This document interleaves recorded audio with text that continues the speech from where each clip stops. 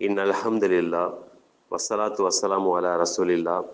அஸ்ஸலாமு அலைக்கும் வரஹ்மத்துல்லாஹி வபரகாத்துஹு. அஊது பில்லாஹி மினஷ் ஷைத்வானிர் ரஜீம். பிஸ்மில்லாஹிர் ரஹ்மானிர் ரஹீம்.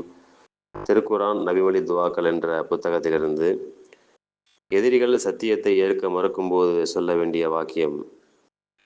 இணை வைப்பவர்கள் ஓரிரை கொள்கையை ஏற்கவில்லையானால் அப்போது நபி ஸல்லல்லாஹு அலைஹி வஸல்லம் அவர்களை இவ்வாறு அல்லாஹ் கூற சொல்கிறான். அல் குர்ஆன் 9வது அத்தியாயம் 129வது வசனம். ஹஸ்பி அல்லாஹு லா இலாஹ இல்லாஹுவ அலைஹி தவக்கல்து வஹுவ ரப்புல் அர்ஷில் அலீம். இதனுடைய பொருள், எனக்கு அல்லாஹ் போதுமானவன், அவனை தவிர வணக்கத்திற்குரியவன் வேறு யாரும் இல்லை, அவனையே சார்ந்துள்ளேன், அவனே மகத்தான அர்ஷின் இறைவன். மேலும் எதிரிகள் மிரட்டும் போது சொல்ல வேண்டிய வாக்கியம்.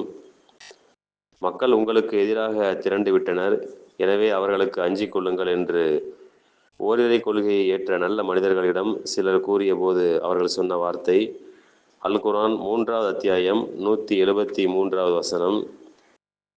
ஹஸ்புன் அல்லாஹு வ நிஅமல் வக்கீல். இதனுடைய பொருள், எங்களுக்கு அல்லாஹ் போதுமானவன், அவன் சிறந்த பொறுப்பாளன். அஸ்ஸலாமு அலைக்கும் வரஹ்மத்துல்லாஹி வபரகாத்துஹு.